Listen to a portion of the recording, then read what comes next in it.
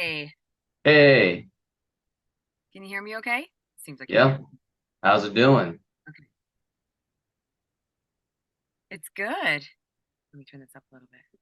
I've been busy running around and recording some work and things, so I'm just It's there we okay. go. That happens with me also, but thanks for willing to do this. Yes, absolutely. I gotta be honest with you. I've been hearing a lot from you ever since Jujutsu Kaisen. Yeah, Yeah, I love and it. I also got to hear you from Cyberpunk Edge Runners. 'Cause ever since then, I've been looking up all your voices. And I gotta say, you are pretty talented from the looks of things. Thank you. Thank you so much. I definitely try to bring, whatever creative things I can to every character, right? They all have their own individual personalities, so Yeah, it's okay. That happens with everybody. But anyway, I have many questions I've been willing to ask you. But tell me, how is it like being a voice actor in many animated shows? well, I mean, it's awesome. I am grateful on on a daily basis for what I get to do. I sit there and think about the amazing things I get to do for my job. I get to play these fun characters and, sort of bring them to life, and I love it so much, and it's all started with video games. Um but my original path did not have anything to do with voiceover or anything of the sort. So I kind of ended up here, and I think to myself all the time, I can't believe I ended up here. So I enjoy it. It's fun, and it's fun to see the love that people have for these characters, the fans have for these characters. And I also love to see the fan art, all these incredible artists doing, having their interpretation of each of these characters. And I see them online, or sometimes they share them with me. And I love that so much. Wow, that's a good thing I've been hearing from you. Which leads me to the most important question. How did you get into voice acting? It's a very good question. So it's a long, it's, I'll give the short version of the story, but I started out as a teacher. I got a degree, um, in physics and chemistry education. And in the middle of all of that, I kind of was seeking a little bit of the on camera world, and was taking acting classes and things like that. And I really enjoyed it. But I always went back to, okay, I have to finish my degree. I'm going to go do this. So eventually, um, when I was teaching school, I realized, cat's jumping up my booth. He's peeking in here. You can't see him. I Anyway, eventually I decided, I would like to pursue this in a real way. And so I really worked on taking classes and things for on camera. And that's where and I worked in that world for a little bit, and I received an audition through my on-camera agent for a voiceover for Nintendo. It was for Nintendogs. And I did not know what to do with it. I remember thinking, voiceover, how do I record this? What am I gonna How do I do this? So I had a friend of a friend record it for me in his house. He had kind of a little studio set up in the corner, gave me the CD, and I had to go drive it over to my agent. This was before the age of, everything being digital. And I was leaving, I was in Seattle at the time, and I was leaving to move to LA, I think maybe a week later, and I found out that I booked it. And I remember being completely shocked because I did not expect that. And when I came out to LA, got an on camera theatrical agent, and was kind of doing my thing in that world. And again, I got an audition for Star Wars: The Old Republic for a character through my theatrical agent, which is my on-camera agent, and I booked that. And so I thought, definitely something is the universe trying to tell me something. So eventually I started taking classes and really working on the voiceover side of things. So basically it sort of came my way. You could say, I mean, I definitely put in a lot of work into acting and creating characters and things like that, but still, it definitely came my way and I feel like this is where I am meant to be. So this is how you got into voice acting because of Yeah. things you've been working through. I've got to admit, being a teacher is a good thing for everybody, when it comes to helping people, however. But, anywho, why do you like to play in animation that much? Oh, I mean,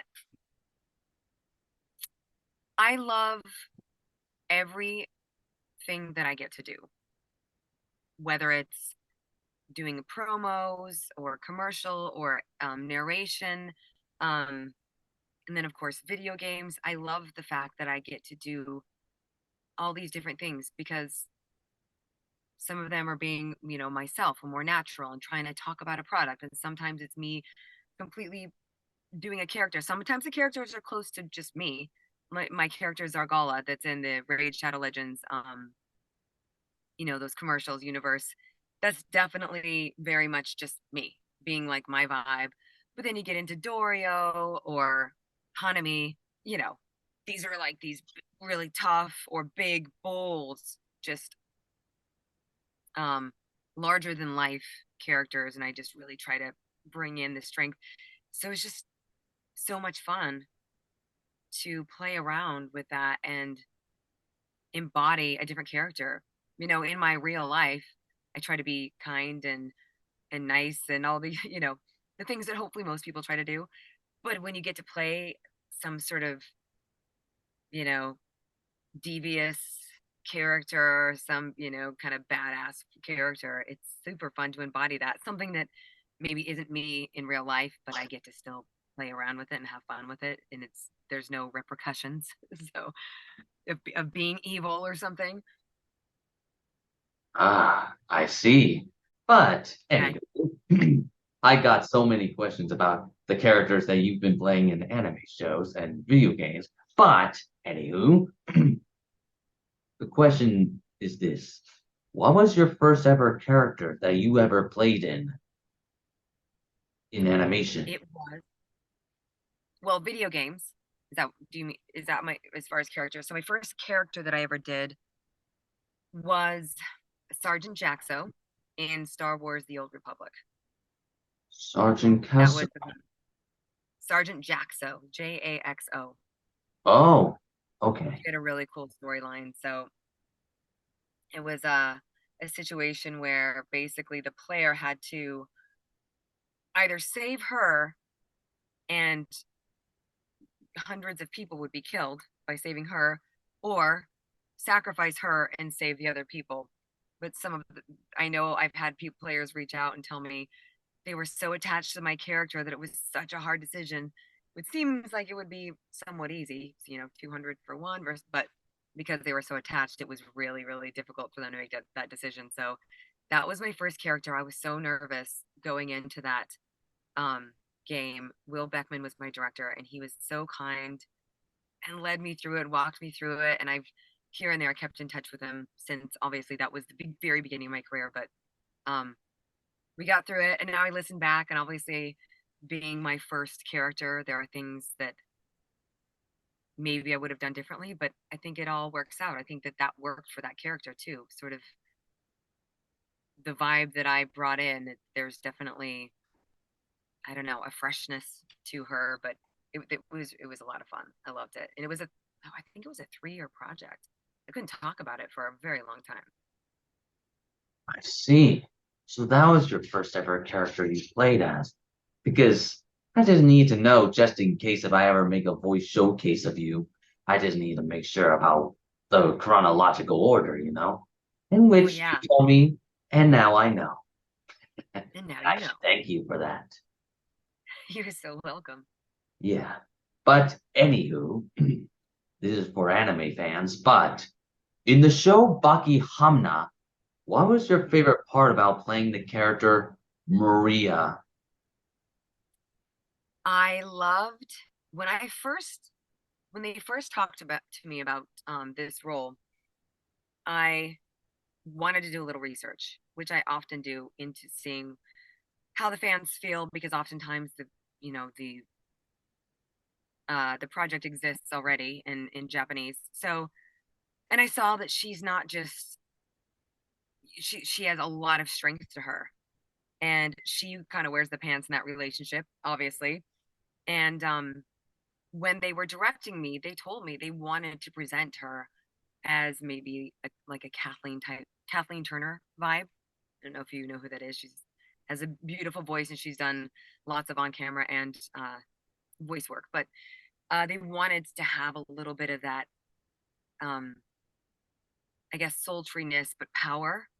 And I loved that. I loved that this character, who was basically bedridden, was worshipped by her husband and held her power in that relationship, and had like a strength and a femininity to her.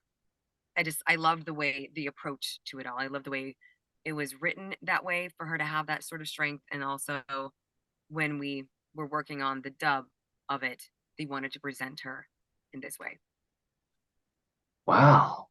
Now that's something I'm beginning to understand. Because to be perfectly honest, I actually saw the show, Baki actually. And I've got to admit, Yeah. you did very well playing that character, along with Troy Baker's Baki and Kirk Thornton's Yojiro. Because, Oh yeah. he's because Kirk and Troy are actually good people, who did very well with you, Oh, the others. they were. I mean, I was in amongst greats in that. It was an incredible lineup of actors in that, and I was so humbled by and grateful to be able to play in the arena with them, in the arena in a double meaning. So But anywho, if I'm not mistaken, I believe you were in the anime show Lupin the Third, correct? yes. How does it feel about playing your character Hazel in that anime show? um it was so much fun. I was directed by Dora Fine, and she really was amazing. I hadn't done, I think that was like my, I mean, I still haven't done a ton of animes. I've only been in the anime world a short time. But she really helped walk me through that, and we walked that line of grounded acting, that I would use in maybe a video game or an on-camera character, mixed with sort of the heightened reality that's involved in anime. And I just loved the realness of that character. And it was just cool to be part of something that's been around for so long. Wow, now that's something I'm beginning to understand Yeah. because all I know is that I've seen Lupin the Third, and for part six, you did very well playing that character, along with Tony Oliver, Richard Apcar, my good friend Lex Lang, and the others. Yeah, Even there Michelle is. Ruff as well. Because you, my friend, are very good at playing female characters, to be honest. Thank you so much. It's always my pleasure. But, anywho, this is for the Bleach fans, but how is it like playing the character Ikami Unagaya in Bleach Thousand Year Blood War? Um, Once again, I I feel that when I've worked with this particular studio, they've always gifted me with such amazing roles. Maria, Hanami, and now and now this character. Uh and they're always strong. I definitely am brought in generally to be the stronger, deeper voice, characters. I can have some range, but that's definitely what I'm generally cast for. So it was really it was cool to be sort of she plays the reality. She is the reality within Bleach, within that world. She's kind of like, okay, here's a slap in the face, here's real life. She plays that sort of aunt, motherly figure, but it's that tough love. And it's just fun. It's always fun to play strong female characters. And once again, this is another strong female character, and obviously in a series that's extremely well loved. So I was just grateful to be a part of it. And of course I had tons of fun. It's super fun. And listening back to previous versions of this character, I wanted to honor the strength, but also bring in my own. I mean, I have my own voice, my own way I do things. But I think that the reason that they cast me is because I was similar to my energy that I bring in and my voice print was similar to what they were looking for. So it was a lot of fun. Wow, that's a very good thing I'm hearing from you. Because I actually seen Bleach Thousand Year Blood War currently, and I heard Yeah. your voice in there, and I've gotta admit, you did very good playing that character, along with that other one I got to see in that last episode of season one, the Zombok Toad ladies, correct? Yes, that's right. The fun little character we threw in at the end. That was fun that I got to, and that one I tried to throw in a different. She's kind of this sleepy, higher. I did a little higher pitched voice on her. That was fun. Yeah. Because to be perfectly honest, when I saw your post on your Twitter about mysterious character, I was like, I know what mysterious character she's playing. It's gonna be appear in the 13th episode of it. And that's where all of a sudden my theory was correct. You were. You were correct. And probably a lot of the fans know that. And I should have followed up. I'm so bad at Twitter. I'm so bad at Twitter. But I should have followed up and posted. I don't even think I ever did to post the actual character, but I think a lot of the fans cued into it and knew that, anybody that knew that I had voiced, any character in that knows about that additional character. So It's okay. It happens with everybody else, Because, like they say, no one's ever perfect. They just often make mistakes and just do things right for the better. Because true. I gotta be honest with you, you playing Ikami, it really you just made Mary Elizabeth McGlenn proud of you for playing that I character for hope. her. Because I gotta be honest, you're like the second Mary Elizabeth McGlenn on my list, however. Because Well, from the that is looks of your very voice, true. you sound more like Mary Elizabeth McGlenn, to be honest. Yeah. Yes, in a more respectful way, due to you sounding more like her. And that's a fact. Well, But thank you. I consider that a compliment because it's what I she's do, done a you lot of know? incredible. So thank you. It's what I do best. But anywho, what was your favorite part about being in the Netflix anime show Cyberpunk Edge Runners as Durio? Durio, I I meant. Dorio. Yeah, Dorio. I mean, first of all, it was super top secret. I did not know what I was a part of until I walked into the studio. Everything was, which happens a lot, especially in video games and things, everything's code named. Um, and then I got there and I was on the phone with a couple of producers and Wendy Lee, the director, and she gave me the most incredible rundown of this world, what world they were in. She talked to me about obviously Dorio is this, strong, tough character. Um, but she also has a soft side. She also has this kind of motherly side. She loves Maine, she loves her whole crew, and she's gonna do what she can to protect them. And so it was that balance. So basically, I don't even know if I can say what my favorite part was, but I can say that I think my favorite part of being involved in that was from the first second I started working on it. I knew I could feel the energy and excitement of every single person from the sound engineers to the director to the producers. They were so like so excited for this, so involved in this world. Every part about it came from such a passion and love that uh I had no idea that it was going to be blow up to be as big as it did, but it makes sense because it all came from this place of we are going to create something incredible, and every person's energy and vibe was so happy to be there. So Wow. that was cool. That's a good thing I'm hearing from you. Because I actually seen Cyberpunk Edge Runners actually. And I've gotta admit, you did very well playing that character. Especially when that show actually won an award for being best anime, you know? And best voice actors, including you, Zach Aguilar, Matthew Mercer, Kirk Thornton, and the others. And of course, best voice cast director, Wendy Lee. Which Mm-hmm. she did a good job casting you into it. Yeah, so grateful for her for all of that. Yeah, so cool. Yeah.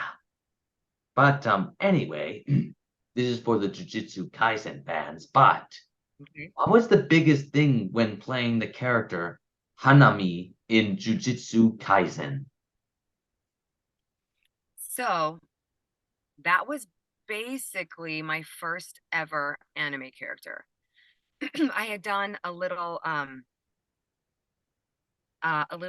couple little lines for Bungo Stray Dogs 1. Uh but that was that was quite quick, and then they cast me as Hanami, and like I said, now I've gone in and done my research when I'm working on things with that one. I didn't know what to expect. I didn't realize I could go it. So when I saw what the character looked like, it took me a second to realize that was who I was playing, because obviously it's this very masculine body that is like a tree, or sort of like a Mother Earth with, but hearing the original Japanese, that obviously is this strong feminine voice. And I remember thinking, oh, I think we gotten in a couple lines, and I realized, oh my gosh, okay, let me go back to the beginning and make sure I am serving this character well, which I think they had directed me in the right direction and everything was fine. But um once I realized, oh wow, this character is so cool, so cool. It was incredible for that to be basically my first full anime character, to be able to play Hanami. This just so different than any other character, and just that mix of masculine and feminine. I just anyway, it was awesome. Awesome experience. Awesome first experience. Wow, Jujutsu Kaisen was your first ever anime show. Interesting. Yeah. But anyway, which character that you have played in the past has been the most challenging to you and why? Ooh. Hmm, hmm, hmm, hmm, hmm. I'm trying to Rolodex through all of my characters. Well, let's see. Hmm. Um,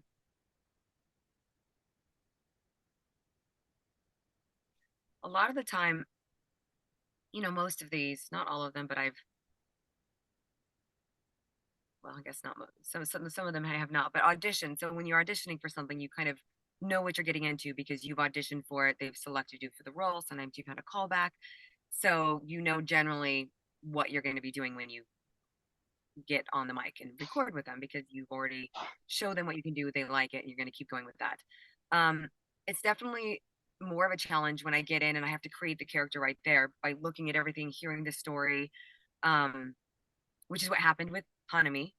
But I felt like I once I got in and saw the character and then obviously heard the Japanese, I knew what I was getting into. I think I have a rogue company character. She's called Runway. I do the young Runway. And it's a video game, and a lot of really cool characters in that, great actors in that. And I do a character, I her character, the part of her that I originated, I guess, the young version of her, she has a Russian accent. And so I went in probably a year later and was recording this other version of her.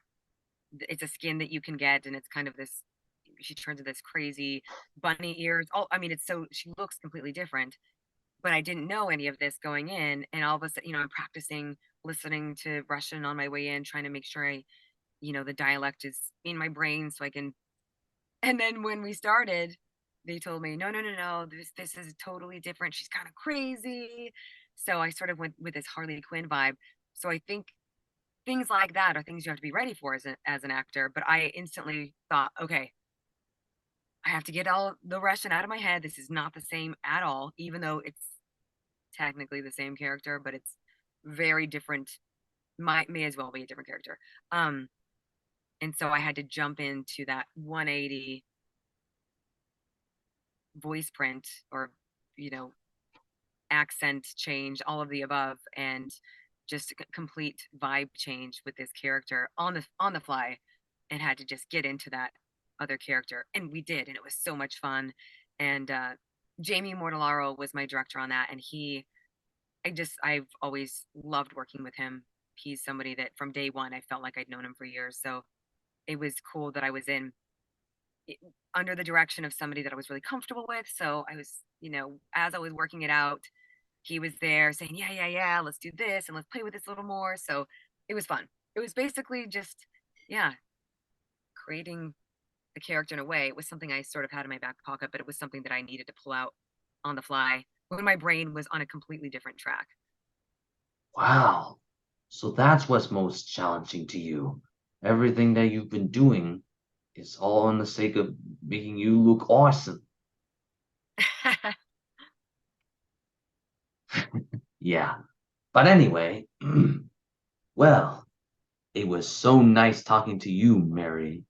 And thank you for the time for speaking to me. I really enjoyed talking to you, and I hope you have a wonderful, awesome day. Thank you so much, Sebastian.